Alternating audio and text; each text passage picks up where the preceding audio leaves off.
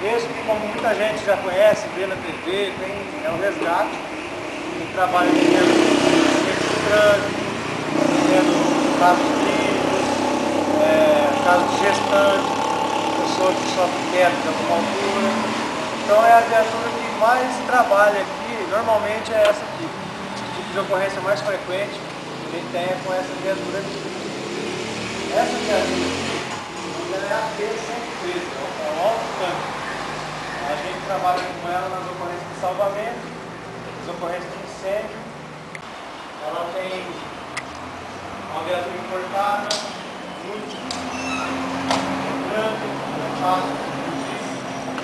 Aqui está 3 pessoas aqui na frente, 3 pessoas aqui, mais 2 desse lado e 2 do lado de lá. Então é uma viatura que comporta bastante componentes aí. Ela também tem a bomba de incêndio também. Ela é um pouco mais elaborada do que a bomba dessa viatura aqui. Ela tem mais potência, tem saco de salvamento, tem cordas, tem uma serra. Uma serra, ela é a bateria, então a gente consegue. Se precisar cortar lata com o carro, corta madeira, metal, tem serra para cortar até vidro.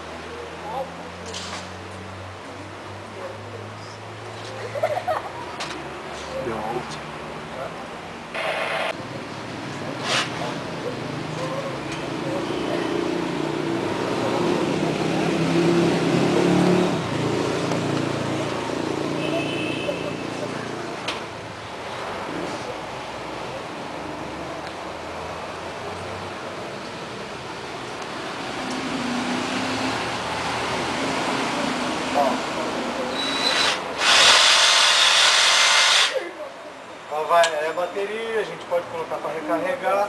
É um equipamento importante que a gente tem na viatura também. Ajuda bastante nos casos que ela é necessária ser usada. Então você não encontra esse tipo de equipamento aqui no mundo. Bom, antes de mostrar o Lucas está. O Lucas vai. Já o Lucas aparece.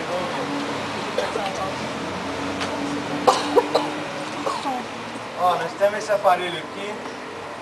É um aparelho muito importante. Esse aparelho aqui é um DEA. Esse aqui é o desfibrilador. Então por que a gente chama ele de DEA? É desfibrilador externo automático. É com esse equipamento aqui que a gente utiliza nos casos de pessoa que tiver com parada cardíaca. A gente vai usar esse equipamento para dar aquele choque. Muitas vezes vê nos filmes lá dando aquele choque na pessoa para fazer o coração voltar a bater. Ele não vai, ele conversa com a gente. Esse aparelho aqui, ele fala com a gente tudo que a gente tem que fazer na hora da ocorrência. Então ele não autoriza a gente dar um choque se a pessoa tiver com batimentos cardíacos ainda ou se o coração estiver totalmente parado. Se o coração estiver parado ou batendo, ele não vai dar o choque. Se eu colocasse as pás dele em qualquer um de vocês aí, ele não iria dar o choque porque ele faz a leitura e ele entende que vocês ainda têm batimento. Só que se o coração estiver fibrilando, o coração ele fica vibrando, ele não consegue bater e ele ainda não parou. Aí ele vai entender e ele vai dar o choque. Com esse choque ele vai reiniciar, como se ele estivesse reiniciando, você desligar e ligar o computador de novo. Ele vai fazer isso praticamente com o teu coração. Vai reiniciar o ciclo do teu coração, ele pode voltar a bater por causa desse choque aqui. Quando não está em condições de bater, ele vai recomendar que você faça a massagem cardíaca e não o choque. Então eu vou ligar, prestar atenção, dá pra gente ouvir ele conversando.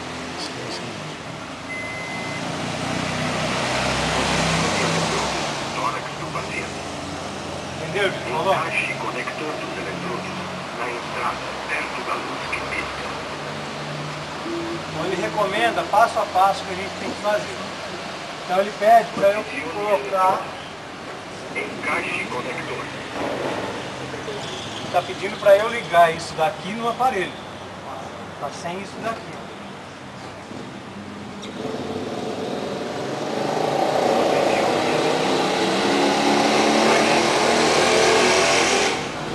Vou encaixar.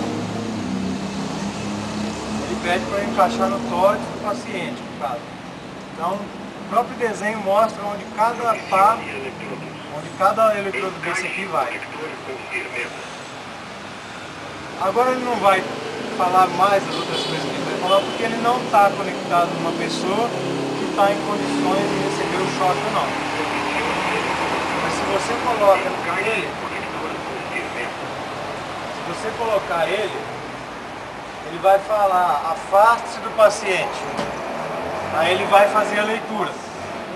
Se ele fala assim, afaste-se, choque autorizado. Aí eu vou apertar o botão vermelho, ele vai dar o choque na vítima e ele vai fazer uma nova leitura para saber se essa vítima voltou os batimentos dela ou se eu tenho que reiniciar uma massagem cardíaca ou se ele recomenda mais um choque.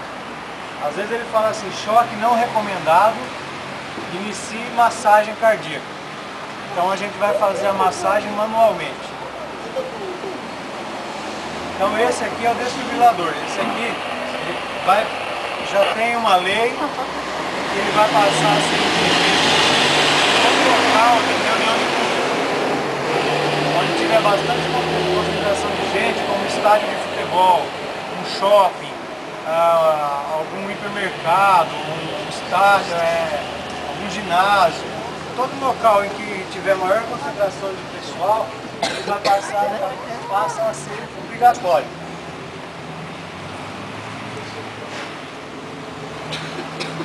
Quase na hora de ver o Lucas, hein? Como será que é o Lucas agora, hein? Será que é um cachorro? Quem acha que é um cachorro aí?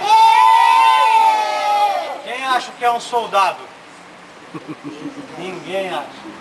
Quem acha que não é nem um cachorro, nem um soldado? Ah, gente, vai contar. Não sei quem que é o Lucas.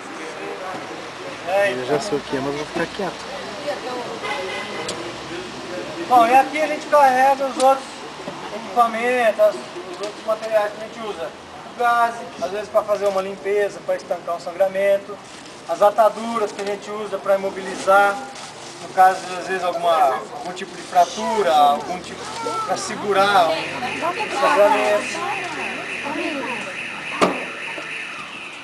Para medir pressão, para ouvir o coração. Aqui são as taulas.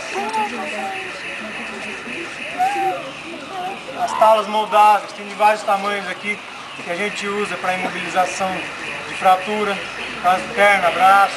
Ela é moldável, a gente faz o formato aqui da perna, do pé, faz o formato do braço, do cotovelo. Então ela ajuda bastante porque ela tem essa capacidade de se desdobrar e ficar no formato que a gente quiser. Esse aqui é o colar cervical.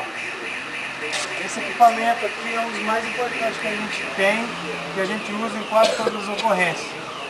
Esse aqui a gente aplica no pescoço da pessoa para proteger ela, no caso dela ter tido algum tipo de lesão. Como a gente não tem visão de raio-x, a gente não sabe se ela teve fratura, se teve lesão no pescoço ou não. Então é sabido que quanto mais alto for a lesão, no caso de um acidente ou alguma queda, maior comprometimento dos movimentos a gente tem. Não teve a novela que terminou aí, aquela moça, a Luciana, que ela ficou tetraplégica na cadeira de rodas e tal. Aquilo lá foi porque ela sofreu uma lesão numa das partes mais altas do pescoço, na parte mais alta da cervical. Então comprometeu o movimento de braços, pernas, então ela foi se reabilitando aos poucos, mas nem sempre tem aquele tipo de resultado. Então, um atendimento, um socorro mal prestado, tanto pelo corpo de bombeiros como pelo pessoal da ambulância, ou por qualquer pessoa que esteja na rua e tenta socorrer uma pessoa que seja de maneira errada, pode comprometer a vida dessa pessoa, deixando ela às vezes né, impossibilitada de caminhar de novo. Então, o colar cervical ele serve para a gente não agravar mais a lesão que possivelmente já exista na pessoa.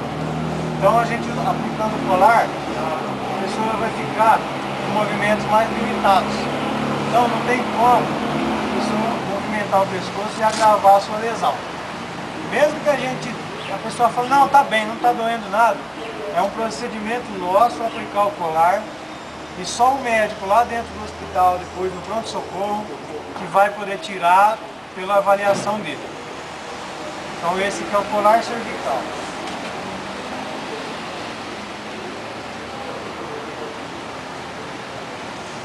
Bom, eu acho que nós podemos ir lá ver o Lucas agora, né? Então vamos lá.